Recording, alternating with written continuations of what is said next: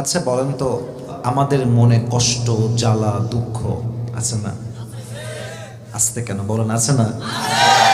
আজকের এই ওয়াজটা পৃথিবীর যে কোনো প্রান্ত থেকে যে কোনো মানুষ যদি শোনে, from beginning to the last, শুরু থেকে নিয়ে শেষ পর্যন্ত, আমি আসিফ এতটুকু ইনশিওর করতে চাই, তার জীবনের জ্বালা, দুঃখ, কষ্ট আল্লাহর কোরআনের আয়াত অনুযায়ী সব কিছু দূর হয়ে যাবে। সুবহানাল্লাহ পড়বেন না? আজকের লেকচারটা it will motivate you a lot. আপনাকে অনেক বেশি আশা দিবে, আপনাকে অনেক বেশি অনুপ্রাণিত করবে, আপনাকে অনেক বেশি মোটিভেট করবে। যদি আপনি আপনার জীবনে অনেক বেশি ভেঙে থাকেন, যদি আপনি আপনার জীবনে ছ্যাঁকা খেয়ে ব্যাকা হয়ে থাকেন, যদি আপনার জীবনে অনেক অভাব থাকে, অনেক কষ্ট থাকে, আজকের প্রত্যেকটা কথা আই হোপ আপনার জীবনের দুঃখ কষ্ট হালকা করতে সহযোগিতা করবে ইনশাআল্লাহ। আচ্ছা যুবক ভাইরা, আমার কথাগুলো একটু বুঝে বুঝে রেসপন্স করবা। আমাদের লাইফে অনেকের অনেক রকম কমপ্লেইন, অভিযোগ আছে না নাই? কেউ বলে যে হুজুর আমার কাছে R15 নাই, আমার বন্ধুর কাছে আছে। আবার অনেকেই বলে যে হুজুর আমার কাছে iPhone 15 Pro Max নাই, আমার বন্ধুর কাছে আছে হুজুর। এটা হচ্ছে নিজের সাথে অন্যকে কম্পেয়ার করা। যুবকেরা মাথায় রাখবা, পৃথিবীতে সুখী হওয়ার সবচাইতে বড় ফর্মুলা হচ্ছে don't compare yourself with anyone. নিজেকে কারোর সাথে তুলনা করলে হবে না। তুমি হচ্ছে পৃথিবীর সেরা and you are the best one. ঠিক কিনা বলো? নিজেকে নিজের জায়গায় সেরা মনে করবা, যে আল্লাহ আমাকে যা দিয়েছে আমি তাতেই সেরা। দেখবা তোমার সুখ কেউ আটকাইতে পারবে না। সুবহানাল্লাহ পড়বেন না আপনারা? দেখবেন এই অভিযোগের সবচেয়ে বড় ঝুড়ি এটা মেয়েদের কাছে। সারাদিন কমপ্লেইন কি করে, আমার স্বামী আমারে ওইটা দেয় নাই, অমুকের স্বামী অমুকরে ওইটা দিয়েছে, অমুকের স্বামী তার শ্বশুরকে ফ্রিজ দিয়েছে, আমার স্বামী আমাকে কিচ্ছুই দেয় নাই। এই অভিযোগ মেয়েদের মাঝে আছে না নাই? যে অভিযোগ করে বেশি তার জীবনে অশান্তি বেশি, যে অভিযোগ করে কম তার জীবনে শান্তি সবচেয়ে বেশি। ঠিক কিনা বলেন? Don't complain. আল্লাহ যা দিয়েছে তাতেই পড়বেন আলহামদুলিল্লাহ, আমি যা পেয়েছি তাতেই আমি সুখী। আচ্ছা, কক্সবাজার একটা রেলওয়ে স্টেশন আছে, জানেন না আপনারা সবাই? মাঝে মাঝে যাবেন, দেখবেন ঠান্ডার মাঝে কনকনে শীতে কিছু ছোট্ট বাচ্চা শুয়ে আছে, চাদর নাই, ল্যাপ নাই, খাতা নাই। ওর দিকে দেখলে মনে হবে যে আমি মনে হয় দুনিয়াতে অনেক সুখেই আছি, আরামেই আছি। ঠিক কিনা বলেন? যদি আপনি আবার ঢাকার গুলশানে যান, ধানমন্ডিতে যান, বনানীতে যান, উত্তরায় যান, দেখবেন duplex, triplex flat, luxurious flat, luxurious car, BMW, Mercedes, Audi, Nissan, Harrier, কত দামি দামি কার। দেখলে মনে হবে কিরে এর কাছে এত দামি কার, আমার কাছে সামান্য একটা সাইকেল, মনটা কষ্ট পাবে। এজন্য আল্লাহ বলছেন ওই দিকে তাকায়ও না। The Prophet says in Hadith, "Unduru ila man huwa asfala minkum, wa la tanduru ila man huwa a'la minkum." The Prophet Muhammad sallallahu alaihi wasallam says in this Hadith, if you wanna be happy, then look at those who are lower than you, and don't look at those who are higher than you. যদি সুখী হতে চাও, নিচের মানুষের দিকে তাকাও, উপরের দিকে তাকায়ও না। নিচের দিকে তাকাইলে বলতে মন চাইবে যে আল্লাহ আমাকে ভালো রেখেছে। আর যদি ধনীকে দেখেন, বড়লোক যার বিশাল বড় বাসা, মনে মনে কিন্তু আপনি আফসোস করতে বাধ্য হবেন। ঠিক কিনা বলেন? এজন্য মাঝে মাঝে দেখবেন ফেসবুকে ঢুকলে অনেক ইউটিউবার, অনেক কন্টেন্ট ক্রিয়েটর আপনাদেরকে দেখায় যে how to lead a luxurious life, কিভাবে একটা লাক্সারিয়াস লাইফ লিড করা যায়। অনেক কিছু শো অফ তারা করবে আপনার সামনে। মাথায় রাখবেন, এগুলো দেখে ব্রেন ওয়াশ করা যাবে না। ব্রেন ওয়াশ করলে জীবন নষ্ট হয়ে যাবে। মাথায় রাখতে হবে আল্লাহ আমাকে যা দিয়েছেন, যতটুকু দিয়েছেন তাতেই আমি খুশি। সকলেই পড়ুন আলহামদুলিল্লাহ। এজন্য আজকের ওয়াজটা হবে এমনই যে ওয়াজটা শুনলে মনটা শান্ত হবে, মনের দুঃখ কষ্ট দূর হবে। মুমিনের জীবনের সবচাইতে বড় দামি গুণের নাম হচ্ছে সবর, ধৈর্য। কক্সবাজারের ভাইরা দুইটা শব্দ আমি আপনার থেকে শুনতে চাই। মুমিনের জীবনের সবচাইতে বড় গুণ হচ্ছে সবর। সবর মানে একটু বলেন না, ডানের বামেরা বামের ভাইরা সবাই, সবর মানে ধৈর্য। This is called in English patience, ধৈর্য। ধৈর্য এটা এমন একটা গুণ, এমন একটা যন্ত্র যা কখনো ব্যর্থ হয় না। সবর এমন একটা তীর যা কখনো লক্ষ্য ভ্রষ্ট হয় না। সবর আল্লাহ তাআলা এমন একটা হাতিয়ার সবরকে বানিয়েছেন, এই হাতিয়ার যে তার যুদ্ধে ব্যবহার করেছে সে তার যুদ্ধে সফলতা অর্জন করে বাসায় ফিরে আসছে। ঠিক কিনা বলেন? সবর এবং সাকসেস, ধৈর্য এবং সফলতা, এই দুইটা হচ্ছে সহোদর ভাইয়ের মতো। যে সবর, যে পেশেন্ট, যে ধৈর্যশীল, সে যে সফল হবেই হবে, পৃথিবীর কোনো বাপের ক্ষমতা তাকে আটকাবার। ঠিক কিনা বলেন? টুডে ইনশাআল্লাহ we will talk about from sabr. আজকে আমাদের আলোচনার সেন্ট্রাল থিম বা সাবজেক্ট ম্যাটার হচ্ছে ধৈর্য, সবর। তো আসুন আমরা সকলে একবার রিপিট করি আলোচনার মূল বিষয়বস্তুকে। আমি জিজ্ঞেস করব, you have to answer me very loudly, মন খুলে জবাব দিবেন। বলেন, আজকে আলোচনার মূল বিষয়বস্তুর নাম কি? ধৈর্য। আবার বলেন, এটার নাম কি? ধৈর্য। কিছু আয়াত শুনি আল্লাহ কি বলেছেন। প্রথমে আল্লাহ তাআলা বলছেন, ইয়া আইয়ুহাল্লাযীনা আমানু ইসতাঈনু বিস-সাবরি ওয়াস-সালাহ। Allah says in this ayah, you who believed, seek help with patience and prayer. আল্লাহ বলছেন, হে বিশ্বাসীরা, তোমরা আল্লাহর কাছে সহযোগিতা চাও দুইটা জিনিসের মাধ্যমে। এক ধৈর্য, দুই হচ্ছে নামাজ। এক হচ্ছে ধৈর্য, দুই হচ্ছে নামাজ। সেকেন্ড যে আয়াতের অংশটা খুবই ফেমাস একটা আয়াত, ইন্নাল্লাহা মা'আস Saverin. Indeed, Allah subhanahu wa ta'ala is with those who are patient. আল্লাহ বলছেন, আমি সব সময় তাদের সাথে আছি যাদের মাঝে ধৈর্যের গুণ আছে। সুবহানাল্লাহ পড়বেন না? And another ayah, Allah says, Ya ayyuhalladhina amanu isbiru wa sabiru wa rabitu wattaqullaha la'allakum tuflihun.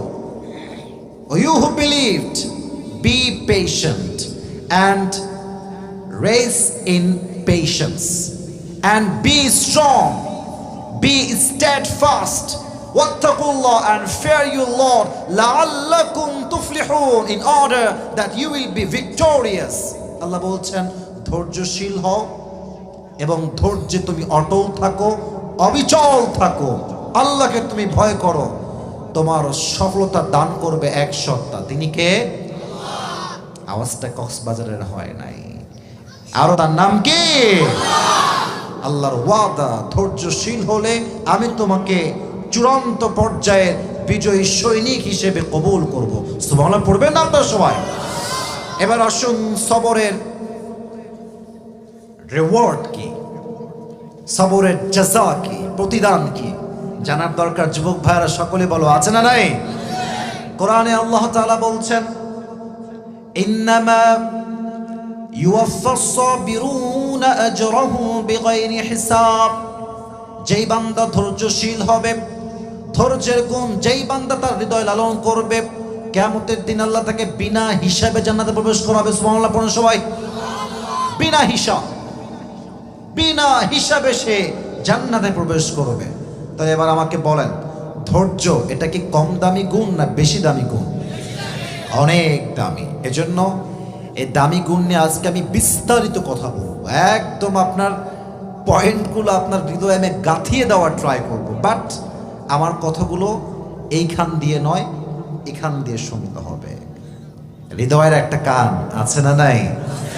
এই কান দিয়ে শোনেন যুবক ভাইয়েরা, মুরব্বী আব্বাজান, আমার প্রিয় মায়েরা এবং বোনেরা, আপনার জীবনটা পরিবর্তন হবে। আচ্ছা, সবরের এক্সাম্পল যদি আমি দিতে চাই, আমি প্রথমে একটা প্রশ্ন করতে চাই। বলেন তো, একজন নবী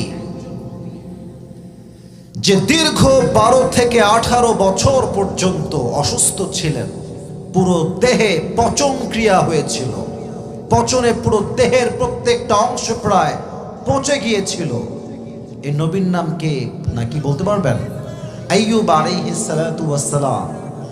وأيوب إذ نادى ربه أني مسني الضر وأنت أرحم الراحمين। আইয়ুব আলাইহিস সালাতু ওয়াস সালাম যখন প্রচন্ড পরিমাণে অসুস্থ হলেন, তার দেহের পা থেকে নিয়ে শুরু করে পচতে পচতে পচতে পচতে গলা থেকে থুতনি পর্যন্ত আসছে। একটা পর্যায়ে এসে তার জিহ্বায় পচন ক্রিয়া তৈরি হয়েছে, এমন পচন ক্রিয়া তার জিহ্বাটা নষ্ট হয়ে যাবে। 12টা বছর তার অসুখ, একটা মুহূর্তের জন্য সে আল্লাহর উপরে ভরসা হারায় নাই।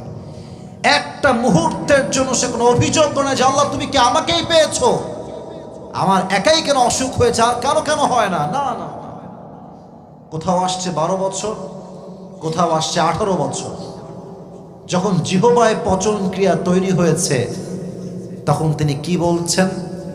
আন্নী মাসসানিয়া দুর ওয়া আনতা আরহামুর রাহিমিন। আল্লাহ, আমি তো ক্ষতিগ্রস্ত, আমি তো কষ্টে আছি, আর তুমি না দয়াময়, তুমি না মায়াময়। কথার ধরন দেখেছেন? মানে আল্লাহকে বলছে না যে আল্লাহ তুমি আমাকে এখনই সুস্থ করো, না না না, মানে হচ্ছে এরকম, আল্লাহ তোমার মতো দয়াময় মায়াময় রব তো কখনো বান্দার কষ্ট একটু সহ্য করতে পারে না। সুবহানাল্লাহ পড়বেন না আপনারা সবাই? 18 বছর কোনো অভিযোগ নাই।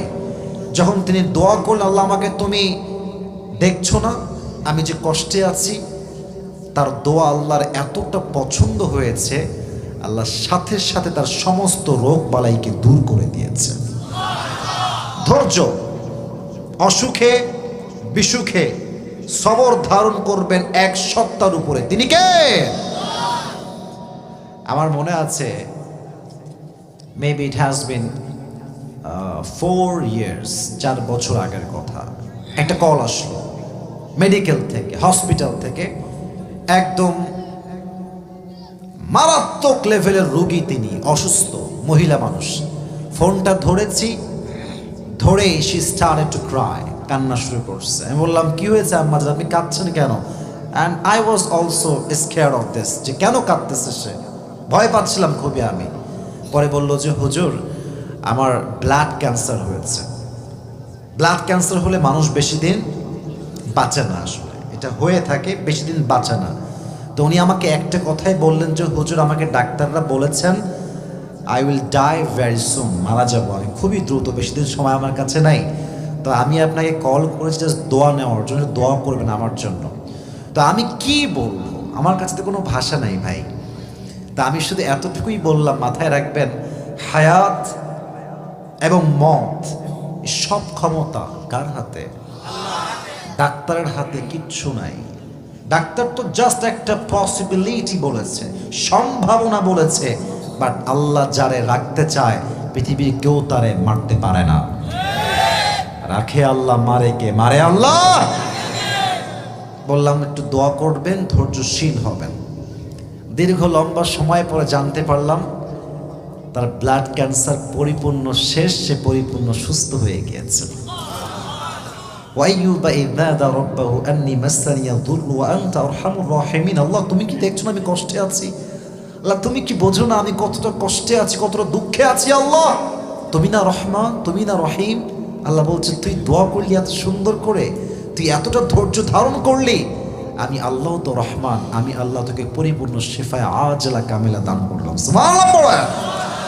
আচ্ছা, আরেকজন নবী যাকে সমুদ্রের মাছ গিলে ফেলেছিল, তার নাম কি, কে বলতে পারে? ইউনুস। নাম কি? ইউনুস আলাইহিস সালাতু ওয়াস সালাম মাছের পেটে ঢুকে আছে, অন্ধকার সমুদ্রের ভেতরে। কোনো বিজ্ঞানী গিয়ে বাঁচতে পারবে? কথা কন, পারবে? কোন সরকার পারবে? কোন পুলিশ পারবে? উনি সেই মাছের পেটের গভীর অন্ধকারে আল্লাহর কাছে দুটি হাত তুলেছে, আল্লাহ তুমি তো আমাকে বাঁচাতে পারো, তুমি না আমার সত্তা, আমি ধৈর্যশীল হলাম। আল্লাহ তাআলা বলছেন আমি সাথে সাথে তার ধৈর্য এবং দোয়ার জন্য মাছ দুই ঠোঁট হা করে এমন একটা বমির মতো রিয়্যাক্ট করেছে, ইউনুস আলাইহিস সালাতু ওয়াস সালাম সমুদ্রের গভীর থেকে মাঝখান থেকে সোজা এসে কিনারায় পৌঁছে গিয়েছে। সবর, ধৈর্য। এজন্য যত বিপদে আপনি পড়েন না কেন, যদি ধৈর্যশীল হতে পারেন, আপনাকে সর্বাবস্থা থেকে হেফাজত করবে একজন। আওয়াজ দিয়ে বলেন তিনি কে? এই তো বেশি দিন হয়নি, মাত্র 15 থেকে 20 দিন হবে। হয়তো অনেক যুবক জানলে জানতেও পারো তোমরা, আমি 20 দিন বা 15 দিন আগে একটা বিশাল বড় কার অ্যাক্সিডেন্ট করেছি। জানেন নাকি আপনারা? অনেকেই জানেন। গাড়িটা কিন্তু আমি নতুন কিনেছিলাম, মানে শোরুম থেকে কিনে নিয়ে আসছি, মাত্র 7 দিন হয়েছে। এমন জোরে গাড়িটা খাদে গিয়ে পড়েছে, গাছের সাথে গাড়িটা বাড়ি লেগে গ্লাস, ওপরের ছাদ, বামের জানালা, ভেতরের সিলিং সব ভেঙে গুড়িয়ে গিয়েছে। এত বড় ক্ষতি, পুরো গাড়ি শেষ। অবাক করা বিষয়, এত কিছু হওয়ার পরেও আমার 2 চুল পরিমাণ কোনো ক্ষতি হয় নাই। আমি স্টিল ঠিক আছি, তখনও ঠিক ছিলাম। তা আমি যদি ভাবতাম যে আল্লাহ তুমি এত দামি সম্পদ কেড়ে দিলা, শখের গাড়ি শেষ করে দিলা, আমি কিন্তু সুখী হইতে পারতাম না। আমি ধৈর্যশীল হয়েছি। বিশ্বাস করেন, আমি ফাইন্যান্সিয়ালি, আর্থিকভাবে অনেক বড় একটা ক্ষতিগ্রস্তের সামিল হয়ে গিয়েছিলাম, বাট আমি ধৈর্যশীল ছিলাম। আমি স্টিল এই পর্যন্ত বলতে পারবো আল্লাহ আমাকে সবচেয়ে সুখে রেখেছেন। সুবহানাল্লাহ পড়বেন না আপনারা? ধৈর্য ধারণ করতে হবে। আচ্ছা, এবার একটা হাদিস শোনাই, লম্বা ঘটনার হাদিস। আমার হাদিসগুলো বুঝতে হলে আপনাকে প্রত্যেকটা বক্তব্যের বাক্য বুঝতে হবে, না হয় আপনি আমার ওয়াজের ধারাবাহিকতা বুঝবেন না। আমি প্রশ্ন করছি, যদি জানেন তবে জবাব দিবেন, না হয় চুপ থাকবেন, কোনো আপত্তি না, আমি বলে দিব। আচ্ছা, নবীজি তার জীবনে বিয়ে করেছেন মোট কয়টা? 11টা। বলেন সবাই কয়টা? আমি আটকানোর জন্য প্রশ্ন করছি না, আমি চাচ্ছি আপনার মনোযোগটা। আচ্ছা বলেন তো, প্রিয় নবীজির একজন বউ, শি ওয়াজ ভার্জিন, তিনি কুমারী ছিলেন, আর কেউ ছিলেন না। সে কুমারী স্ত্রীর নাম কি ছিল? আয়েশা। মারহাবা। আবার বলেন নাম কি? রাদিয়াল্লাহু তাআলা আনহা। তো নবীর যেহেতু বউ ছিল অনেক, মেইনটেইন করা একটু ঝামেলা। যার বউ 2টা সে বোঝে প্যারা কারে কয়, ঠিক না বলো যুবক ভাই? খুব শখ 4টা বিয়ে করবে, জীবনে দাড়ি রাখার সুন্নত মানে না, একবার 4টা বিয়ে করবে। কেন রে? এটা সুন্নাত। রে বাপ রে বাপ, সুন্নাত জায়গা মতো মানতে চায়। নামাজ কালামের ঠিক নাই, 4 বিয়ের সুন্নত নিয়ে পড়ে আছে, ঠিক না বলা যুবক ভাই? তো নবীজি স্ত্রী কেমন করে সামলাতে একটু ভালো করে বুঝবেন। প্রতি মাসে এইটা নিয়ে বোঝাই, একটা লটারি হতো। লটারি বোঝেন? লটারিতে এখানে একটা বইয়ের নাম, এখানে আর একটা বইয়ের নাম দিয়ে বাটিতে রাখা হতো। তো যার নাম যেই মাসে উঠত তাকে নিয়ে তিনি সেই মাসে ঘুরতে যেতেন। সুবহানাল্লাহ নাই আপনাদের সবার? তো একবার এক মাসে লটারি হলো, লটারির নাম তুলেই দেখছে প্রথম নামই আসছে আয়েশার নাম। আয়েশাকে নবী বলছে, আয়েশা যাও রেডি হও, আজকে তোমাকে নিয়ে আউটিংয়ে যাব, ঘুরতে যাব। তো আয়েশা সুন্দর করে রেডি হয়ে আসছে। নবীজি তখনকার যুগে ঘুরতে গেলে কারে যাওয়া হতো না, হেলিকপ্টার ছিল না, বিমান ছিল না, চাঁদের গাড়ি ছিল না, তখন ছিল হাওদাজ। আরবিতে বলা হয় হাওদাজ, এটাকে আমরা বাংলাতে বলি পালকি। নাম কি? আগের যুগে পালকিতে বিয়ে হতো না? পালকিতে আগে বিয়ে হতো। তো তখন ঘুরতে গেলে পালকিতে ঘোরানো হতো। তো নবীজি আয়েশাকে নিয়ে পালকি নিলেন এবং পালকিকে বহন করবার জন্য আর একজন সাহাবীকে নিযুক্ত করা হলো। লম্বা story, I am just sharing that story precisely, শর্টকাটে বলছি, ছোট করে বলছি। যখন তিনি ঘোরাফেরা করে ফিরে আসবেন বাসার দিকে, ইন দ্য মিডল, মাঝে তার একটা ওয়াশরুমের চাপ দিয়েছে আয়েশা রাদিয়াল্লাহু তাআলা আনহা। তো প্রকৃতির ডাকে সাড়া দেওয়ার জন্য উনি বললেন, এই উটের যে হাওদাস যে নিয়েছিল, পালকি চড়াচ্ছিল, থামো, আমি একটু যাব এবং আমি আসছি। উনি থামালেন, আয়েশা রাদিয়াল্লাহু তাআলা আনহা নামলেন প্রকৃতির ডাকে সাড়া দেওয়ার জন্য।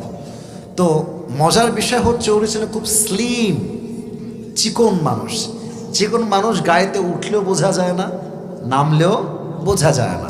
আর মোটা মানুষ যখন রিকশায় উঠে টায়ার ব্লাস্ট হইল বইলেন, ঠিক কিনা বলো যুবক ভাইরা? বাট চিকন মানুষ আসলে কিন্তু এরকম বোঝা আসলে যায় না। তো আয়েশা যখন নেমে গিয়েছে, উনি কি আসলে উঠেছে কিনা এটা সে টের পায় নাই। তো সে টের না পেয়ে উঠ নিয়ে বের হয়ে গিয়েছে। সে ভেবেছে কি যে আয়েশা মনে হয় উঠে গিয়েছে, অনেক দূর সে চলে গিয়েছে। এবার যখন আয়েশা রাদিয়াল্লাহু তাআলা আনহা কাম ব্যাক করেছেন, তখন দেখছে উটটা আর এখানে নাই। উট গেল কোথায়? দূর দূর পর্যন্ত উটের কোনো চিহ্নই দেখা যাচ্ছে না। উনি বুঝে ফেললেন যে আসলে সে আমাকে ভুল করে রেখে চলে গেছে। তো উনি সুন্দর করে, আমার চেহারার দিকে তাকান, উনি সুন্দর করে চাদর নিলেন, মরুভূমির মাঝে শুয়ে পড়লেন, চাদরটা উপরে মুড়ি দিয়ে, পুরো দেহটা ঢাকা। তো প্রত্যেকটা পিকনিকে যখন আমরা যাই দেখবেন, পার্কে কিংবা কক্সবাজারে দেখবেন একটা মাইক থাকে। মাইক ডাকে, অমুক ছেলে কোথায় আছো, জলদি আসো, বাস কিন্তু এখনই ছেড়ে দিবে, আসো আসো। তো ওই সফরে যিনি দায়িত্বে ছিলেন এই সব ম্যানেজমেন্টের, এটাকে আমরা বলি লস্ট অ্যান্ড ফাউন্ড, কে আছে কে নাই, যার দায়িত্ব থাকে তাকে দেওয়া হয়েছিল একজন সাহাবী, তার নাম হচ্ছে আব্দুল্লাহ ইবনে মুআত্তাব রাদিয়াল্লাহু তাআলা আনহু। তো উনি এবার ভাবলেন যে আয়েশা তো নেই, আমি তাকে খুঁজে নিয়ে আসি। তো উনি দূর থেকে আসছেন, দেখছেন মরুভূমির মাঝখানে একটা ছোট্ট দেহ, লম্বা চিকন, শুয়ে আছে চাদর মুড়ি দিয়ে। উনি ওখানে গিয়ে কাশি দিলেন, উনি উঠলেন। আয়েশা রাদিয়াল্লাহু তাআলা আনহা উঠে উটের হাওদাজে উঠলেন, তারপর নিয়ে আসলেন। এখন নবী তো চলে গিয়েছেন নিজের জায়গায়, যেন আব্দুল্লাহ ইবনে মুআত্তাব নিয়ে আসছে আয়েশাকে, কাফেররা সুযোগ পেয়ে গেছে। এবার কাফেররা পুরো এলাকায় বদনাম ছড়িয়েছে, আয়েশা নাকি আব্দুল্লাহ ইবনে মুআত্তাবের সঙ্গে ফিরে আসার সময় জেনা করে ফিরে আসছে। নাউজুবিল্লাহ। আসতে কেন? জোরে জোরে বলুন নাউজুবিল্লাহ। আচ্ছা, আমাদের মাতৃ সমতুল্য, আমাদের মায়েদের আদর্শের জায়গায় যিনি, আয়েশার মতো একজন নারী কখনো কি জেনা করতে পারে বলে আপনার মনে হয়? হয় হয় হয় কখনোই তিনি করতে পারেন না। উনি ফিরে আসছেন আর পুরো এলাকায় বদনাম, আয়েশা নাকি অমুক সাহাবীর সাথে জেনা করে বাসায় ফিরে আসছে। মুনাফিকরা সব এটাকে ছড়িয়ে দিয়েছে, কিন্তু মজার বিষয় হচ্ছে আয়েশা কিচ্ছুই জানে না। কয়েকদিন পরে আয়েশা রাদিয়াল্লাহু তাআলা আনহা আব্বার কাছে আসছেন, মায়ের বাসায় আসছেন। যখন মায়ের বাসায় ঘুরতে আসছেন, তখন আম্মাজানের বাসায় একজন গোলাম দাসী ছিলেন। তিনি বলছেন, আজ তুমি কি জানো কি হয়েছে? আসলে বলছে, কি হয়েছে? আমি তো জানি না কিচ্ছু। বলছে, তোমার নামে এই অপবাদ পুরো এলাকাতে ছড়িয়ে দেওয়া হয়েছে। বলছে, নাউজুবিল্লাহি মিন যালিক। উনি বলছেন, আল্লাহে, আল্লাহর শপথ, আমি আয়েশা পরিপূর্ণ পবিত্র একজন নারী, আমার দেহে কোনো পরপুরুষের টাচ লাগে নাই। সুবহানাল্লাহ পড়বেন না আপনারা? তখন তিনি বললেন যে, ও আচ্ছা আচ্ছা, এই মিথ্যা অপবাদের জন্য নবীজি আমাকে ঠিকঠাক কথা বলছেন না, আমাকে আগের মতো আর আদর করছেন না, ভালোবাসছেন না। অবাক হয়ে গেলেন তিনি। এবার যখন বাসায় গিয়েছেন, দেখেন ভাই, সত্য কথা হচ্ছে এটাই, কষ্টে পড়লে কিন্তু অনেক সময় আপন মানুষরাও পর হয়ে যায়। যখন স্বার্থে আঘাত লাগে, কাছের মানুষরা কিন্তু দূরে চলে যায়। আর আমি একটা কথা প্রায় বলি, রক্তের সম্পর্ক যখন নষ্ট হয়ে যায়, সাক্ষাৎ সেই দিন হয় যখন মানুষটা সাদা কাফনের কাপড়ে প্যাকেট হয়ে যায়, তার আগে সাক্ষাৎ হয় না। নিজের চোখে দেখা কথা বলছি। আত্মীয়র মাঝে রাগারাগি, চাচা রাগারাগি, ফুফা রাগারাগি, কোনোদিন খবর নেয় না যেদিন মারা যায় সেই দিন আসে লাশকে দাফন করবার জন্য। দুনিয়ার জায়গাটাই এমন, যুবক ভাইরা, মুরব্বী আব্বাজানরা, আশেপাশে যা দেখছেন সবই হচ্ছে স্বার্থের খেলা। আছে তাই কয় আই লাভ ইউ, যখন সব নাই হয়ে যাবে দেখবেন সবাই বলবে আই হেট ইউ। ঠিক না বলো যুবকেরা? পুরো দুনিয়াটাই স্বার্থ দিয়ে ভরা। এবার তিনি বাসায় আসছেন, মাকে বলছে আম্মাজান আমি সত্যি পবিত্র একজন নারী, আমি কারোর সাথে জানা করি নাই। মা বলছে আল্লাহর কাছে দোয়া করো, আমাদের কিছু বলার নাই। ইন দ্য মিন টাইম নবীজি আসছেন, আয়েশা বসে আছেন খাটে। নবীজি কি বলছেন না, এসে বলছে যে আয়েশা দেখো আমি তোমাকে ভালোবাসি, যদি অন্যায় হয়ে যায় এখনই মাফ চেয়ে নাও। এই কথা শুনে আয়েশা ঝরঝর করে কান্না শুরু করেছে। বলছে নবী হে, আপনি আমাকে বিশ্বাস করেন না? আপনিও বলছেন তওবা করতে, আমি তো গুনাহই করি নাই কারো সাথে, আমি কেন তওবা করবো এই বিষয়ে? আয়েশা শেষমেশ বললেন এবার একমাত্র উপায় একটাই, ধৈর্য। সবরই আমাকে একমাত্র আজকে বাঁচাতে পারে। ধৈর্য ধারণ করলেন, চুপচাপ, কারোর সাথে কোনো কথা নাই। এবার তিনি আল্লাহকে ডাক দিয়ে বলেন আল্লাহ আমি কোনো জুলুম করেছি কিনা, আমি কোনো অন্যায় করেছি কিনা, আমি কোনো পাপ করেছি কিনা, আমি কোনো জিনা করেছি কিনা। পৃথিবীর কেউ তার সঠিক তথ্য জানে না, একমাত্র সঠিক তথ্য জানে একজন, তিনি কে? আল্লাহ। তুমি জানো, তুমি ফয়সালার মালিক। নাও আই এম পেশেন্ট, আমি সর্বোচ্চ ধৈর্য ধারণ করব।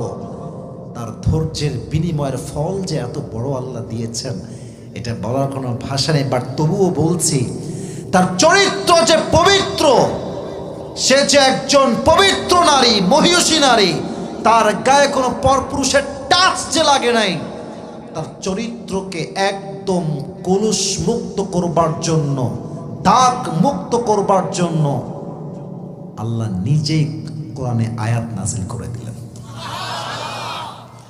যার চরিত্রের সার্টিফিকেট আল্লাহ দেয়, আপনি কি বুঝতেন তার চরিত্র কত দামি হতে পারে?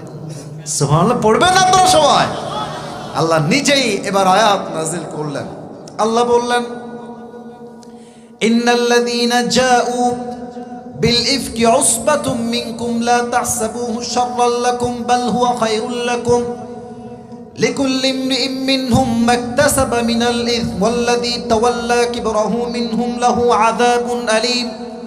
আল্লাহ বললেন ও নবী, কাফেরদের মাঝে একদল আপনার কাছে এসেছে আপনার বিবির ব্যাপারে মিথ্যা অপবাদ নিয়ে। মাথায় রাখবেন তারা সবাই ভুল ভাল বলছে, মিথ্যা কথা বলছে। বাল হুয়া খায়রুল লাকুম লিকুল্লি ইমরিইম মিনহুম মাকতাসাবা মিনাল ইথম। আল্লাহ বলছেন যে যে অন্যায় করেছে তার প্রাপ্য শাস্তি তাকে দিবে একজন, তিনি কে? আর যা আল্লাহর থেকে মুখ ফিরিয়ে নেয়, আল্লাহর সঙ্গে বড়ত্ব প্রকাশ করে, আল্লাহর নাফরমানি করে, তাদের জন্য বড্ড ভয়ঙ্কর শাস্তি দুনিয়া এবং আখিরাতে রেখেছে একজন, তিনি কে? তাহলে এখান থেকে মেসেজ কি পেলাম? The message we got is, মানুষ মিথ্যা অপবাদ দিলে বেশি ব্যাখ্যা দিবেন না, চুপ থাকেন।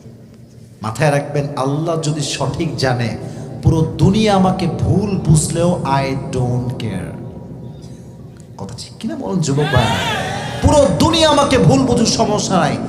যদি আল্লাহ বলে আমার বান্দা ঠিকঠাক আছে, কোন মানুষের মন্তব্য আমার গন্তব্য ঠেকাতে পারবে না, ঠিক কিনা বলেন?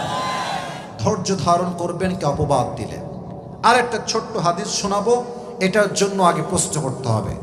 এখন তো আমরা বললাম সেই নারীর কথা যিনি নবীজির একমাত্র কুমারী স্ত্রী ছিলেন, নবীজির একজন প্রথম স্ত্রী, যার আগেও কয়েক জায়গায় বিয়ে হয়েছিল। তার নাম ছিল কি? ভুলে গেছেন নাকি? নামটা বল না সবাই।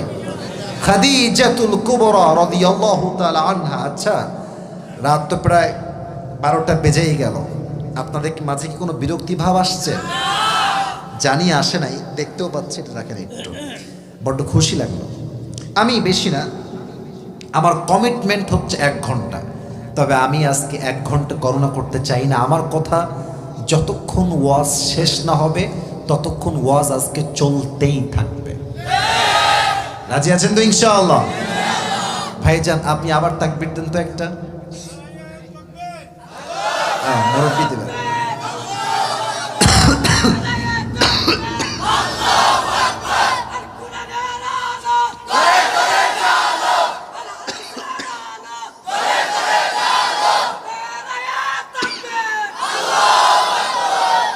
ভাইকে পেয়ে আমার সুবিধা হয়েছে, মাঝে আমি একটু ব্রেক পাইলাম আর কি। মাশাআল্লাহ, ভাইজান গায়ে একটা কঠিন শক্তি আছে। এবার আমার সঙ্গে দিবেন, গলাটা ঠিক করুন।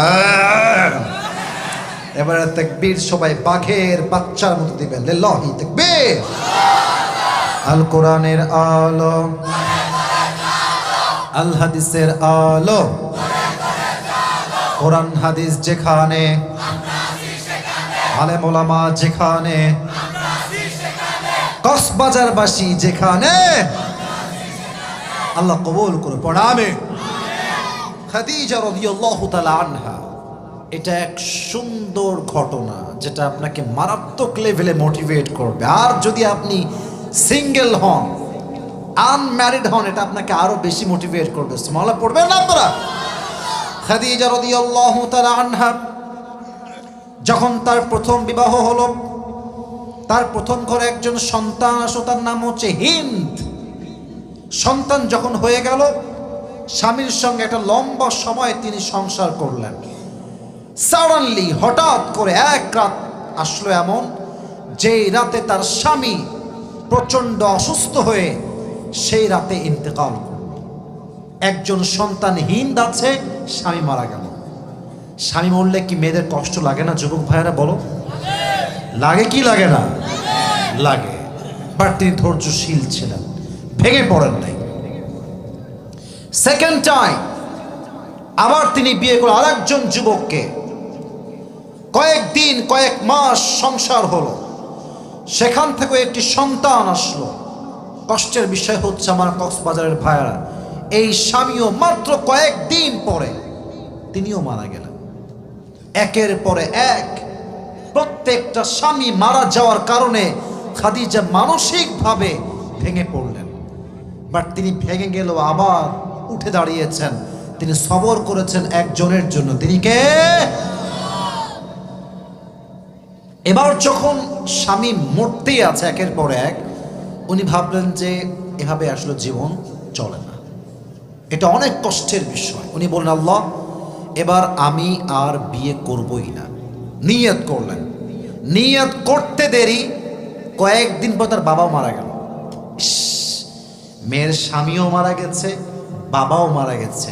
আরে মেয়েদের জীবনে তো শক্তির জায়গাই দুইটা, তার স্বামী এবং তার বাবা। ঠিক কিনা বলো যুবক ভাই? খাদিজার মাও নাই, বাবাও নাই, স্বামীগুলো সব শেষ। বড্ড কষ্টে তিনি আছেন। তবে তিনি আল্লাহকে বলছেন, আল্লাহ, তুমি যতক্ষণ আমাকে পারফেক্ট কাউকে না দিবা, I will never ever get married again. আমি আর কখনো বিয়েই করব না। এবার খাদিজা রাদিয়াল্লাহু তাআলা আনহা দীর্ঘ লম্বা সময় ধরে ব্যবসার কাজ শুরু করলেন। বাবার ব্যবসা, লক্ষ কোটি টাকার বিজনেস তার বাবার ছিল। পুরো দেশ জুড়ে সে ব্যবসা ছিল। হাজার হাজার টাকার ব্যবসা সে একা সামলিয়েছে, কোটি টাকার ব্যবসা একাই সামলিয়েছে। বাট হঠাৎ করে তিনি একদিন রাতবেলা ঘুমালেন।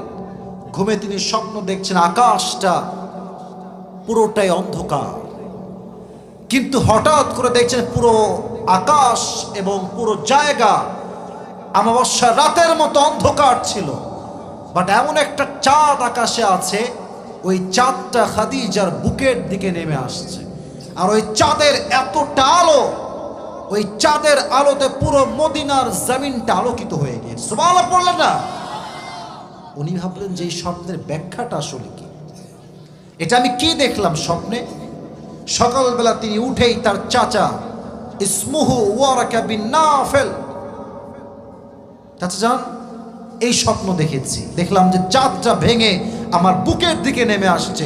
What is the explanation of this dream? এই স্বপ্নের ব্যাখ্যা কি হবে চাচা, আপনি আমাকে বলে দেন। চাচা বলছে, দাঁড়াও, আমাকে একটু গবেষণা করতে হবে। তাওরাত খুললেন, পেছনে কথা বলে কে? এই পেছনে কথা বলে কে? কোনো সাউন্ড যেন না পাই, খবরদার। কক্সবাজারে কোনো বদনাম আমরা চুল পরিমাণ সহ্য করতে পারবো না যুবক ভাইরা, ঠিক কিনা বলো? কক্সবাজার এমন কোনো জায়গা নয় যেখানে কেউ চিৎকার করে কথা বলবে। মেহেরবানি করে পেছনে সাউন্ড করছেন, লাস্ট ওয়ার্নিং। আর কোনো কথা এখানে বলবেন না, সব বাইরে গিয়ে কথা বলবেন, আর কোনো সাউন্ড করবেন না। তাকবীর দেন সবাই, লিল্লাহি তাকবীর। তিনি তাওরাত খুললেন, ইনজিল খুললেন, ব্যাখ্যা পড়ে তিনি বললেন, খাদিজা মাশাআল্লাহ, গুড নিউজ ফর ইউ, সুসংবাদ তোমার জন্য। কি সুসংবাদ বলেন আমাকে, বলেন আমাকে সুসংবাদ বলেন। বলছে আমি তাওরাত পড়ে ইনজিল পড়ে বুঝলাম আল্লাহ তাআলা তোমার জন্য শেষ নবীকে তোমার স্বামী হিসেবে গ্রহণ করতে চলেছে। সুবহানাল্লাহ পড়বেন না?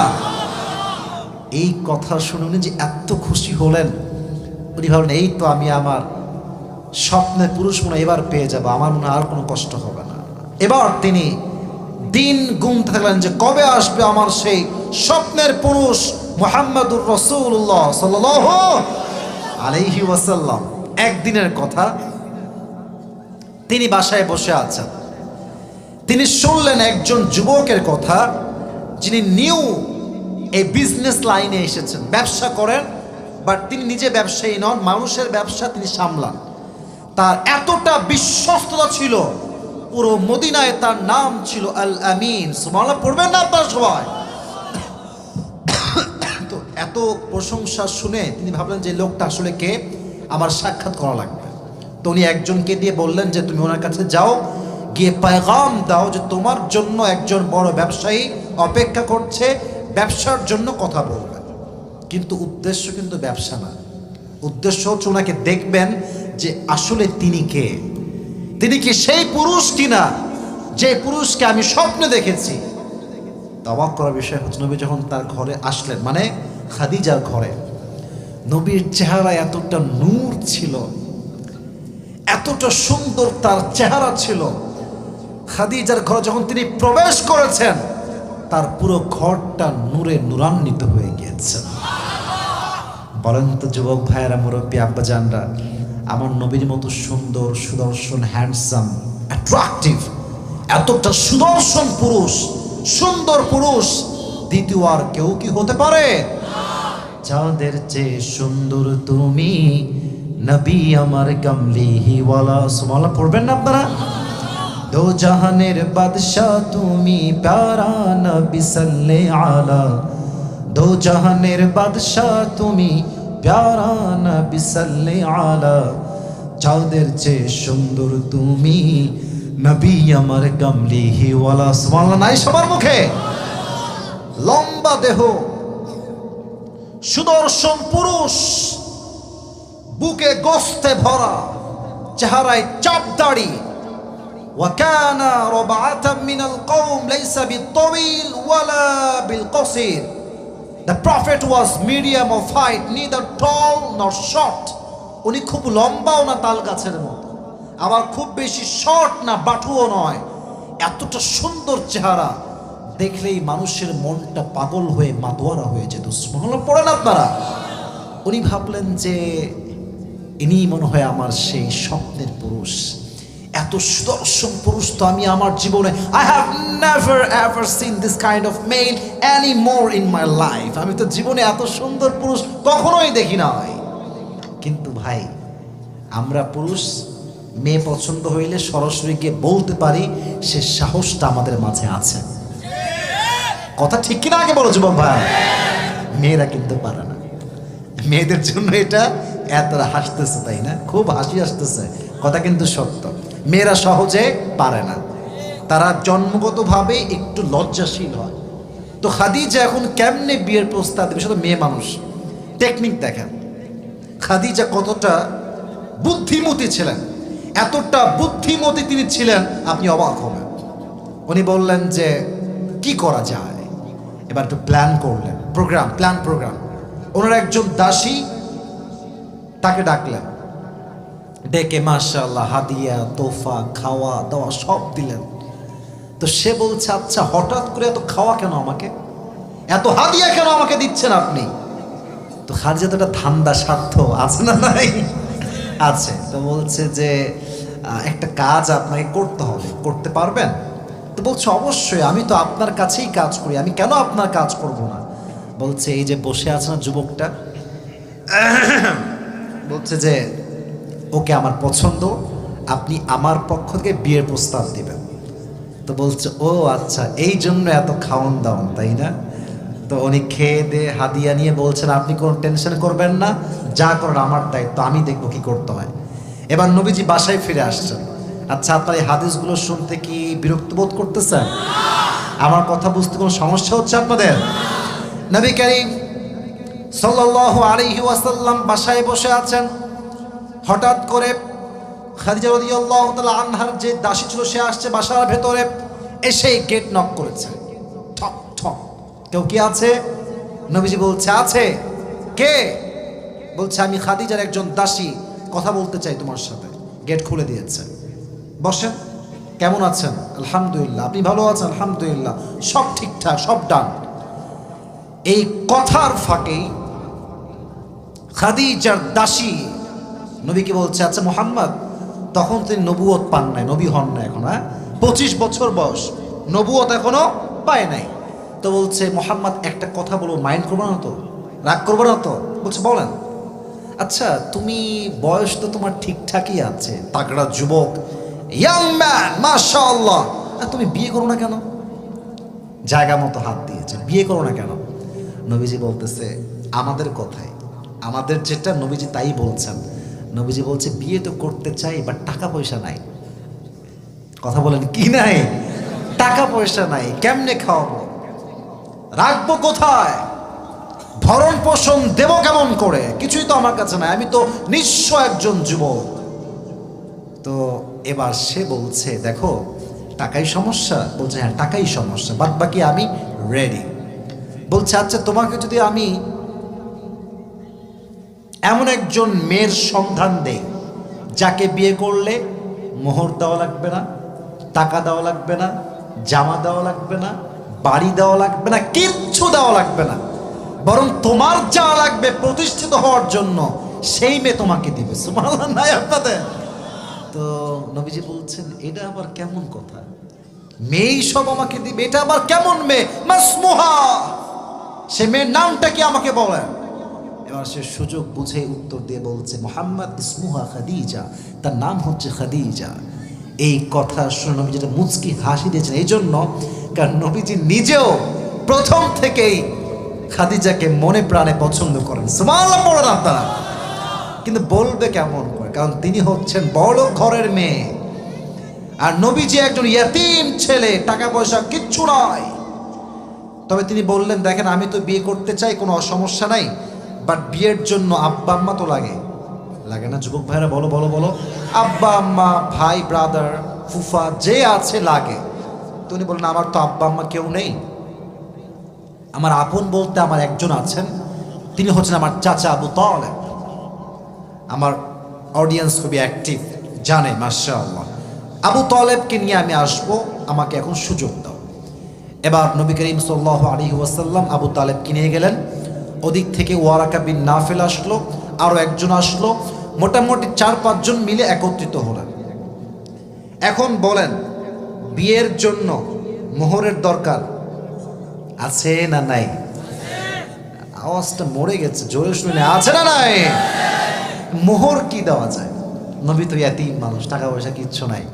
তো চাচা বলছে, খাদিজা, আমার ভাষণ দিচ্ছে, ভাষণ সবার সামনে, খাদিজা, আমি তোমাকে মনে প্রাণে বিশ্বাস রেখে একটি বাক্য বলছি, ভালো করে শুনবে। আমার ভাতিজা এমন একজন ভাতিজা, আমি চাচা হিসেবে গ্যারান্টি দিয়ে বলতো, আমার ভাতিজার মতো বিশ্বস্ত যুবক এই তল্লার ভিতরে কেউ হইতে পারে না। সুবহানাল্লাহ পড়বেন না আপনারা? তুমি এমন একজন বিশ্বস্ত যুবককে পেয়েছো, তুমি কি খুশি? বলছে, হ্যাঁ আমি অনেক খুশি। তো খাদিজা, আমরা তো গরিব মানুষ, তোমার মতো ধনী মানুষটি খুশি আমরা কোনোভাবেই করতে পারবো না, তবে আমার ভাতিজার পক্ষ থেকে মোহর হিসেবে আমি তোমাকে 20টা উট দিলাম। কয়টা উট? জোরে বলেন, কয়টা? 20টা উট। উনি গ্রহণ করলেন খুশির সাথে। আর আজকালকার মেয়েরা, বাবারা, মোহর তৈয়ারিয়ে বহুত দূর কি বাত হে, বাবারা আজকাল টাকা থাকলে মেয়েকে টাকলার সঙ্গেও বিয়ে দিয়ে দেয়। টাকা দেখছো না মাঝে মাঝে ফেসবুকে তোমরা, কোন বুইরা বেড়ারে বিয়ে করছে, কোথায় কোন মাইয়া, হ্যাঁ? তো বলতেছে, কেন বিয়ে করলেন? আমি আপনাকে ফিল করতে পারি। ফিলের গোষ্ঠী কিলাই, কিসের ফিল এইটা? তোমার বুড়ারে ফিল হয়, তাই না? ফাইজলামের লিমিট থাকা দরকার, ঠিক না? আমার একটা লজিক আছে, শুনবেন? লজিকটা শুনবেন? আচ্ছা, এই যে মেয়েরা বলে যে আমার মুরব্বী আব্বা যান, প্লিজ ডোন্ট মাইন্ড, রাগ করেন না, আগেই মাফ চাচ্ছি। এরা বলে কি, মুরব্বীকে আমার ভাল লাগছে না, বুড়িটাকে ভাল লাগছে। সোজা কথায় আমার কথা একটা, তোদের দিন শেষে খালি টাকাওয়ালা বুড়াকে ভাল লাগে কেন? গরিব বুড়াটা ভাল লাগে না? ও, খালি টাকা ভালো লাগে, তাই না? সব ভালোবাসা দেখবেন যেই বুড়িটার টাকা আছে তার প্রতি। তো কক্সবাজারে অনেক মুরব্বী আছে, এখানে এদিকে ভালোবাসতে মন চায় না তোমার, তাই না? ও, আমরা বুঝি এটা কোনো ফিলিংসের ব্যাপার নয়, এটা সব হচ্ছে টাকার খেলা, ঠিক কিনা বল? এদেরকে হেদায়াত দান করে পড়াবেন। তো উনি 20টা উট নিলেন মোহর হিসেবে। এবার বলেন, বিয়েতে একটা খাওয়া দাওয়ার আয়োজন, ওয়ালিমা আছে না নাই? কি খাওয়াবে? টাকা নাই, পয়সা নাই, কিচ্ছু নাই নবীর কাছে। খাদিজার মন কত বড়, বলছে আমার কাছে 20টা উট আছে, এই 20টা উট নিয়ে যাও এবং এটাকে আমাদের বিয়ের ওয়ালিমা হিসেবে জবাই করে দাও। সুবহানাল্লাহ পড়ে। এবার 3 কবুল হয়ে সব বিয়ে ঠিক, ডান, সব নিকাহের আক্ত সম্পূর্ণ হয়ে গেল।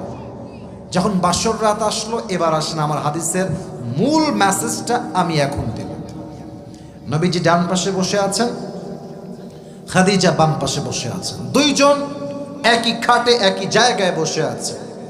এবার খাদিজা নবীকে সম্মানের সাথে ডাক দিয়ে বলছেন, আপনি কি জানেন যে আজকে আমি আপনাকে স্বামী হিসেবে কেমন করে পেয়েছি? বলছে, না তা তো জানি না। খাদিজা বললেন, আমার আগের সব স্বামী মারা গিয়েছে। আমি বলেছিলাম, আল্লাহ আমি ধৈর্যশীল হলাম, যতক্ষণ পর্যন্ত তুমি আমাকে না দিবা আমি ততক্ষণ পর্যন্ত বিয়ে করব না। আমি ধৈর্যশীল ছিলাম, এই সবরের বিনিময়ে, ধৈর্যের বিনিময়ে আপনার মতো আল্লামিন বিশ্বস্ত যুবক শেষ নবীকে আল্লাহ তাআলা আমি খাদিজার স্বামী হিসেবে কবুল করে নিয়েছি। Only one reason, and that is sabr, ধৈর্য। এজন্য যাদের বউটও নাই আর যেই মেয়েদের স্বামী নাই, ওয়েট অ্যান্ড সি, খেলা হবে আগামীতে, এখনই ভেঙে পড়া যাবে না। মেরে দোস্ত, ये दिन ही दिन नहीं है, दुनिया में और भी दिन बाकी है। এজন্য আজকে যারা সিঙ্গেল দেখে তোমার টিটকারি মারে, কিরে তোর বউ কবে হবে রে, বলবা বেটা তোর চাইতে সুন্দরী বউ আল্লাহ আমাকে দিবে, তাই আমি অপেক্ষায় আছি। আর ধৈর্যের ফল সবসময় মিষ্টি হয়ে থাকে। এজন্য কারো মন্তব্যে কান দিবা না। আর যে বন্ধু বিয়ে করে ফেলেছে ওকে বলবা, মারহাবা দোস্ত, তোর ছেলে হবে কবে তাই বল। আমার বইয়ের খবরটা আমি জানি আর আল্লাহ জানে, ঠিক কিনা বলেন? এজন্য যখনই এগুলো নিয়ে টেনশনে হবে, বউ হবে কবে, মেয়েদের স্বামী হবে কবে, টেনশন করবেন না। খাদিজার মতো ধৈর্যশীল হন, সঠিক সময়ে সঠিক উত্তম জীবন সঙ্গী আপনাকে দিবে একজন, তিনি কে? এই ছিল নবীর সঙ্গে খাদিজার বিবাহের স্টোরি। এখান থেকে আমরা শিখলাম, জীবন সঙ্গী যাচাই বাছাই করার ক্ষেত্রে একমাত্র ধৈর্য ছাড়া দ্বিতীয় কোনো পথ হতে পারে না, ঠিক কিনা বলেন? তবে এখানে অনেক মুরব্বী ডানে আমার আছে, এখানে সামনে কিছু মুরব্বীরা আছেন। আমি আপনাদেরকে একটা কথা বলবো, মুরব্বীদেরকে, বাবু স্টপ, বাবু কথা বলবো না। মুরব্বীরা একটু কান খারাপ করবেন। আর ডানে কিছু মা আছেন, বামেও কিছু মা থাকতে পারেন। আর সাউন্ড যত দূর যাচ্ছে, I am talking with everyone, সবার সাথে আমি কথা বলছি। কথা একটা মন থেকে বলছি, and to be honest with you and from my heart, মন থেকে বলছি, বিয়ের ক্ষেত্রে চরিত্রের চাইতে দামি আর কিচ্ছু হতে পারে না। চরিত্র বড় দামি জিনিস। তুমি যখন বিয়ে করবার যুবক, মেয়েরা কিন্তু জাতে মাতাল তাহলে ঠিক, মাথায় রাখবে। বিয়ে যখন করতে হবে তো দেখবা যে এমন বোরকা পরে, হিজাব পরে এমন ভাবে আসবে, দেখলে মনে হবে ইয়ার ইয়ে তো अभी कभी जन्नत से भाग के आई है यार, এত ভালো মেয়ে। কিন্তু মুরব্বীরা বোঝে সব ভালো মানেই কিন্তু আসলে ভালো নয়, ঠিক কিনা বলো? তো মুরব্বীকে নিয়ে যাবা সাথে, মুরব্বীদেরকে মাইনাস করে দিও না। কারণ তুমি আজকে যেই মেয়েকে সুন্দরী মনে করে আব্বা আম্মাকে মাইনাস করে বিয়ে করবা, পারমিশন ছাড়া বিয়ে করবা, আজকের সুন্দরী কালকে কাল নাগিনী হতে দেরি লাগবে না। ওয়েট, একটু থাম। 2, যখন কথা বুঝো, এদিকে তাকাও, একদম কান বরাবর দিব রে একটা, এদিকে তাকাও, আমার চোখে ভয় নাই, আমার চোখে তাকাও, কোনো ভয় নাই, মজা করছি। যখন বিয়ে করতে যাবা, মেয়েকে যদি কখনো ভুলেও কইছো যে আচ্ছা আপু, ডাক্তার করছেন নাকি আপনারা ভাইয়ারা? আমি কিন্তু হাদিস থেকেই কথায় আসছি। যদি বলেন যে আপু একটা কথা বলো, মাইন্ড করবেন না তো? বলে কি কথা বলেন ভাইয়া? আমার তো আপনাকে পছন্দ হয়েই গিয়েছে, তো আসলে আমি আপনাকে বিয়ে করতে চাই, বাট একটা বিষয় জানতে চাই। যদি আপনি বলেন আচ্ছা আপনার কি আমার আগে কেউ ছিল, তো দেখবেন যে মেয়ের যতই যেই থাক না কেন বলে ভাইয়া কি বলছেন, নাউজুবিল্লাহ মিন যালিক। তো কথা, আমি কিন্তু কথা হেসে বলছি, বাট কথা কিন্তু সিরিয়াস, কথা কিন্তু সিরিয়াস। যেই মেয়ে একটু বেশি ভাব নিবে যে না না আমি কিছুই বুঝি না, আমার কেউ ছিল না, মেরে দোস্ত দাল মে কুছ কালা তো জরুর হ্যায়। এজন্য বিয়ে জীবনে একবার, বউ হবে সে যে খাদিজার মতো চরিত্রবান নারী হতে পারবে, ঠিক কিনা বলেন? আল্লাহ আমাদের সবাইকে চরিত্রবান নারীকে বিয়ে করার তৌফিক দান করুন, পড়া আমিন। তবে খুব খুশি আপনারা, আমি বুঝতেছি, কারণ মেয়েদের বিপক্ষে গেছে যে। তবে আপনারা কিন্তু খুব সুবিধার না, ঠিক আছে? আজকালকার যুবকরা চরিত্রবান মেয়ের চাইতে আটা সুন্দরীকে দাম দেয় বেশি। আরে পাগলা, আটা ধুইলেই তো আটা শেষ হয়ে যাবে। বাসর রাতে যখন ঘুমাবা, ঘুম দিতে পারো তোমার বউ এরিয়া কন এ কাহা সে আইয়ে। সাবধান, আমার কথা একটা হাসি ছড়ে বলছি, হাদিসটা বুঝবেন। ফালফর বিদাতি দ্বীনি তারিবাত ইয়াদাক। নবীজি বলেছেন বিয়ে করে কেউ যদি সফল হতে চায়, জীবনে সফলতা অর্জন করতে চায়, তাকে সবচেয়ে বেশি দিনদারিত্বকে প্রাধান্য দেওয়া লাগবে, ঠিক কিনা বলেন? আল্লাহ আমাদের সবাইকে খাদিজার মতো চরিত্রবান নারীকে বিয়ে করার তৌফিক দান করুন, সকলে পড়া আমিন। দেখতে দেখতে 1 ঘন্টা যে কখন পার হয়ে যাচ্ছে টের পাচ্ছি না। আমি কি আরো কিছু হাদিস বলবো, পারমিশন আছে? ভাইজান তাকবীর দেন একটা, তাকবীর দেন একটা। মরে গেছে রে, আমার ভাই মরে গেছে।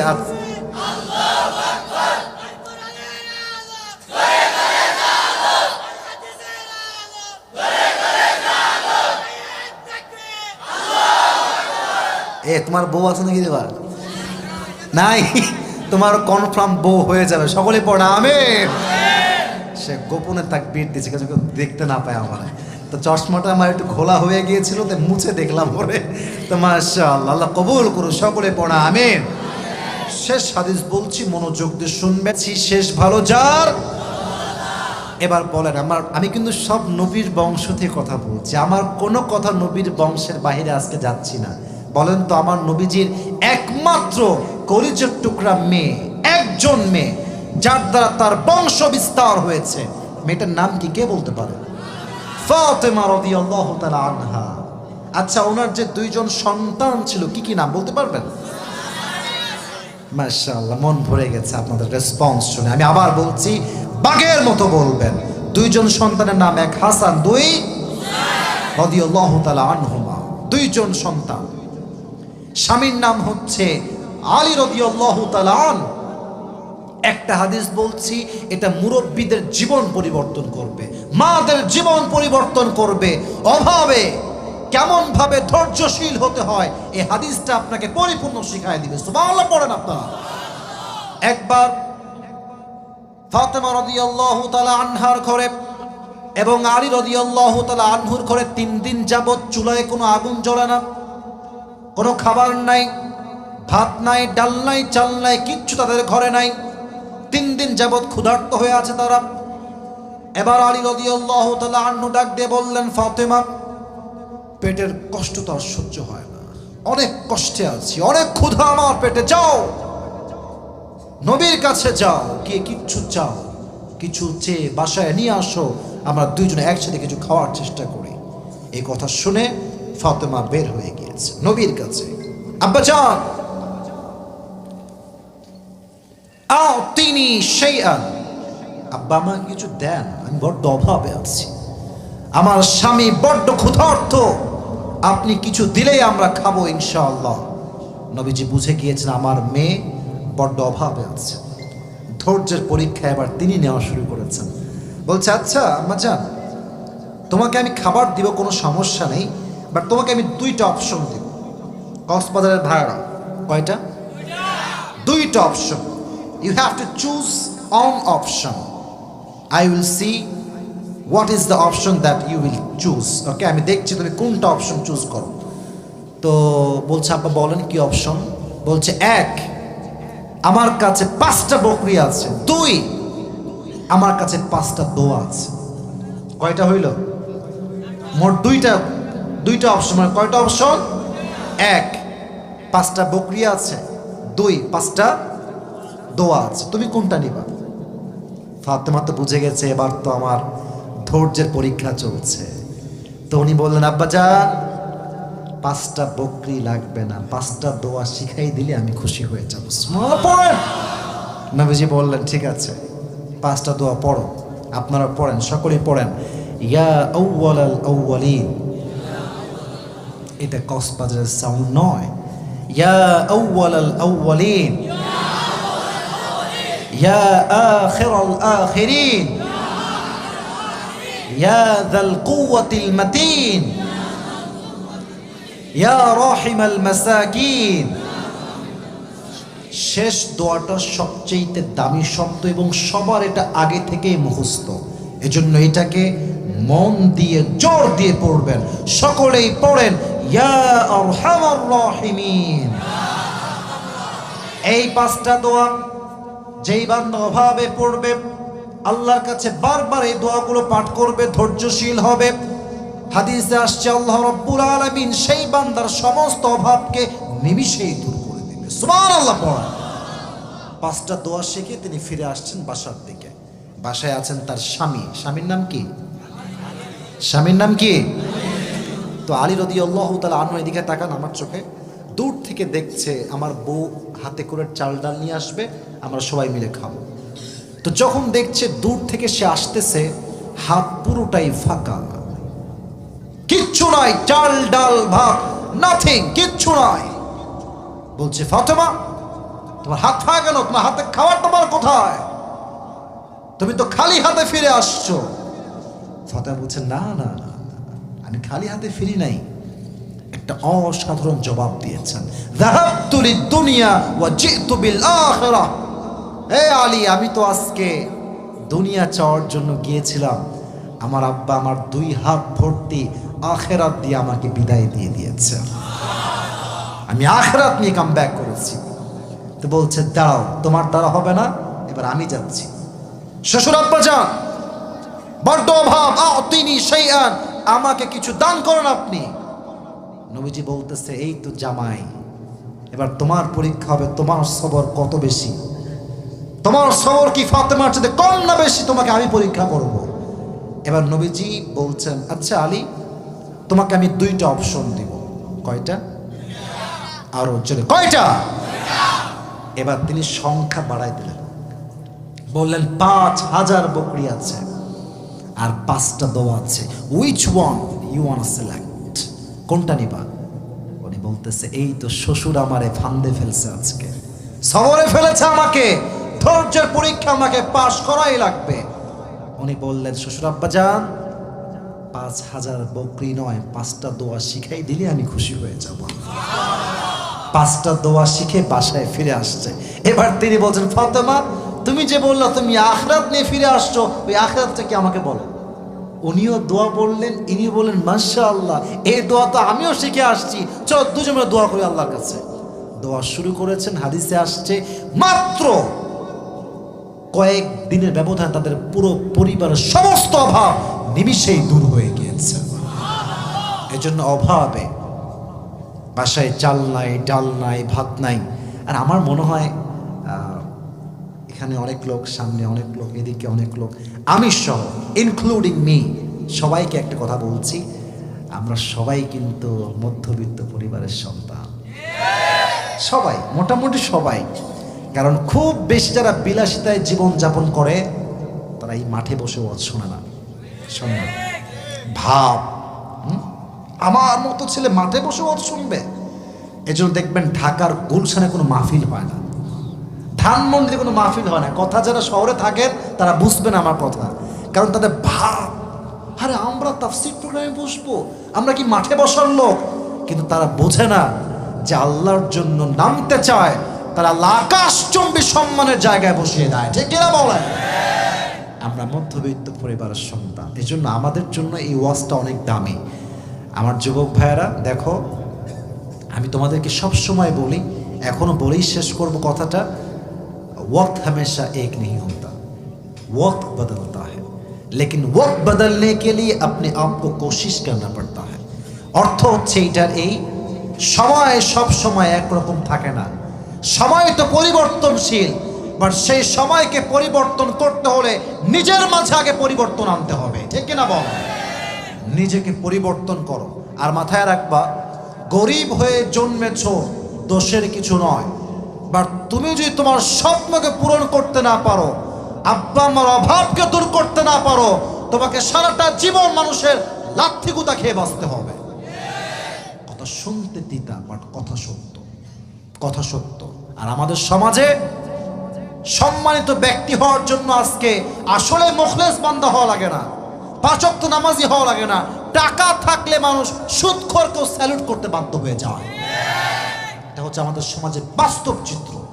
এই জন্য তোমাদেরকে আমি একটা কথা বলবো, আমার যুবক ভাইয়েরা, সময় থাকতে নিজের পায়ে দাঁড়াও। নিজে সফল দুনিয়া সফল, নিজে সফল তো আপন মানুষ, আপন মানুষ। আর নিজে সফল হলে যারা এক সময় তোমার লাথি দিয়ে ছেড়ে গেছে তারাও তোমার কাছে কাম ব্যাক করার জন্য পস্তাতে শুরু করবে, ঠিক কিনা বলো? সো বি ইয়োরসেলফ, ট্রাই করো ভালো কিছু করার জন্য, ধৈর্যশীল হও, keep trying, keep going, keep struggling a lot. Try করো, মান জাদ্দা ওয়াজাদা, যে ট্রাই করতে থাকে, সবর ধারণ করে আগাতে থাকে, ধৈর্যশীল হতে পারে, তার সফলতা কেউ আটকাতে পারে? আল্লাহ আমাদের সবাইকে ডানে বামে সামনে বামে যারাই আছেন, আমার মা বোন সহ সবাইকে ধৈর্যশীল হওয়ার তৌফিক দান করুন। সকলে পড়া আমিন। আমি এখন যেটা করব সেটা হচ্ছে পুরো ওয়াজের সামারি বলবো, সামারি বলে আমি দোয়া করবো। মাশাআল্লাহ, তো আদবের সাথে বসছে, তার মানে বুঝে গেছে এরা যে দোয়ার সময় একটা আদব নিয়েই বসতে হয়, ঠিক কিনা বলেন যুবক ভাইয়ারা? তো আমি আগে একটা তাকবীর দিচ্ছি সবাইকে নিয়ে, তাকবীর শেষ হবে, পুরো ওয়াজের সামারি বলবো, সারাংশ খোলাসা শেষ হবে, দোয়া হবে। সকলে একটা কাশি দেন, পেছন লোকরা দেয় না কেন রে? ওই সবাই মিলে দেন। প্রিয় ভাইয়েরা, আমার যুবক ভাইয়েরা, মুরব্বী আব্বা জানরা, লিল্লাহি তাকবীর, মাশাআল্লাহ। আমি এখন প্রশ্ন করব, উত্তর দিবেন। আজকে এই পুরো 1 ঘন্টা 10 মিনিট আমরা একটি বিষয় নিয়ে কথা বলেছি, এটার নাম হচ্ছে সবর। এটার নাম কি? আরো জোরে বলেন, এটার নাম কি? সবর। এর বাংলা হচ্ছে ধৈর্য। বলেন, এর বাংলা কি? ধৈর্য। আমি অনেকগুলো আয়াত শুরুতেই মেনশন করেছি উইথ ট্রান্সলেশন, একদম তর্জমা সহ। এখন আমি আয়াতগুলো বলবো না, জাস্ট আপনাকে যে হাদিসগুলো উল্লেখ করেছি হাদিসের সারাংশ বলেই দোয়া করব। প্রথম হাদিস আমরা বলেছিলাম, প্রথমে 2টি আয়াত থেকে বলেছিলাম। এক হচ্ছে আইয়ুব আলাইহিস সালাতু ওয়াস সালামের কথা। নবীর নাম কি? আইয়ুব আলাইহিস সালাতু ওয়াস সালাম। তার অসুখ হয়েছিল, তিনি বলেছিলেন যে আল্লাহ, আমি আর কত ধৈর্য ধারণ করব? এরকম বলছিলেন নাকি? না, উনি বলছেন আল্লাহ, আমি আছি কষ্টে, আর তুমি হচ্ছ রহমান, তুমি তো হচ্ছ রহিম। আর দয়াময় প্রভু কি কোনো বান্দার কষ্ট মেনে নিতে পারে? যুবক ভাইরা বলো বলো বলো। উনি দোয়া করেছেন, ধৈর্য ধারণ করেছেন, তাকে এই অসুখ থেকে শেফায়ে আজেলা কামেলা দান করেছে একজন, তিনি কে? আমি নিজেও অ্যাজমা, হাঁপানি নাম শুনছেন? অ্যাজমা বা হাঁপানি শ্বাসকষ্ট আর কি, আমার কিন্তু শ্বাসকষ্টের রোগ আছে। আপনি চিন্তা করেন, একটু ভেবে দেখেন, আমার মতো আসিফ যে শ্বাসকষ্টের রোগী, সেই মানুষটা সেপ্টেম্বর অক্টোবর, নভেম্বর, ডিসেম্বর, জানুয়ারি, ফেব্রুয়ারি, এটা ফেব্রুয়ারি চলতেছে না, এই তো মার্চ আসলো বলে, তাহলে আনুমানিক আমি 5 মাস লাগাতারে প্রত্যেক দিন ওয়াজ করেছি। শ্বাসকষ্টের মানুষ তো ভাই কথাই কইতে পারে না, হা হা করে কাঁপে। আমার মাঝে মাঝে এটা হয়, কিন্তু আমি যে এই যে 5টা মাস বলেই যাচ্ছি, এটা দিয়েছে একজন, তিনি কে? আমি আল্লাহর কাছে সবসময় দোয়া করি, আল্লাহ তুমি আমাকে সুস্থ রাখো। আমি অসুস্থ হয়ে গেলে এদেশের লাখো মানুষের তাফসীর প্রোগ্রামের স্বপ্নটা ভেঙে যাবে, ঠিক কিনা বলেন যুবক ভাই? দাওয়াত নেওয়া আছে, আমি যাইতে পারলাম না, এবং আপনাদের মাহফিল আমি আসতে পারলাম না, কষ্ট লাগবে না একটু? বলো না, লাগবে কি লাগবে না? তো আমরা যদি ধৈর্যশীল হয়ে দোয়া করতে পারি, আল্লাহ আমাকে তুমি শেফা দান করো, আল্লাহ অবশ্যই দান করবে। সুবহানাল্লাহ পড়বেন না আপনারা সবাই? 2 নাম্বার আয়াত বলেছিলাম ইউনুস আলাইহিস সালাতু ওয়াস সালামের কথা। উনি কার পেটে গিয়েছিলেন? মাছের পেটে। উনি যখন দোয়া করলেন, মাছের পেট থেকে ওনাকে বের করলেন একজন, তিনি কে? 2টা শেষ। 3 নাম্বার বলেছিলাম নবীজির একমাত্র কুমারী স্ত্রী আয়েশা রাদিয়াল্লাহু তাআলা আনহার কথা। যখন তার উপরে ব্লেম আসলো, মিথ্যা অপবাদ, তিনি জেনা করেছেন, তিনি কি সাথে সাথে বলছেন যে আল্লাহ তুমি আমরা জুলুম করলে এত বড়, তুমি এত বড় অবিচারক? বলছে নাকি যুবক ভাই এটা? না, উনি বলছে আল্লাহ তোমার উপরে ধৈর্য ধারণ করলাম, তুমি ফায়সালা করবা। ফায়সালা কি হয়েছিল? আল্লাহ নিজেই তার চরিত্রকে কুলুষিত যে করেছে, মানে একদম চরিত্রতে আঘাত করেছে, ব্লেম দিয়েছে, এটাকে পবিত্র করবার জন্য আল্লাহ নিজে একটা আয়াত নাজিল করলেন। সুবহানাল্লাহ পড়বেন না? আচ্ছা, আর একটা হাদিস 4 নাম্বার, এটা হচ্ছে আমাদের প্রিয় নবীজির স্ত্রী খাদিজা রাদিয়াল্লাহু তাআলা আনহাকে নিয়ে। উনি ধৈর্য ধারণ করেছিলেন বিধায় তিনি নবীকে একজন আদর্শবান স্বামী হিসেবে পেয়েছেন। অতএব জীবনসঙ্গী পাওয়ার ক্ষেত্রে একটা গুণ রাখতে হবে ধৈর্য। আর ধৈর্যের পরে যখন জীবনসঙ্গী আসবে, তার মাঝে সবচাইতে বড় গুণ দেখতে হবে চরিত্র। বলেন এটার নাম কি? বুঝি নাই কি এটা? আল্লাহ চরিত্রবান মেয়েকে বিয়ে করার তৌফিক দান করুন, পড়া আমিন। আর সর্বশেষ বলেছিলাম ফাতেমা রাদিয়াল্লাহু তাআলা আনহা এবং আলী রাদিয়াল্লাহু তাআলা আনহুর কথা। অভাবের সংসার, অভিযোগ করেন নাই, ধৈর্যশীল ছিলেন, দোয়া করেছেন, দোয়ার বিনিময়ে আল্লাহ তাআলা তাদের সমস্ত অভাবকে নিমিষেই দূর করে দিয়েছে। সুবহানাল্লাহ পড়েন সবাই। আল্লাহ আমাদের সবাইকে এই সবরের কথাগুলো অনুযায়ী আমল করার তৌফিক দান করুন, সকলে পড়া আমিন।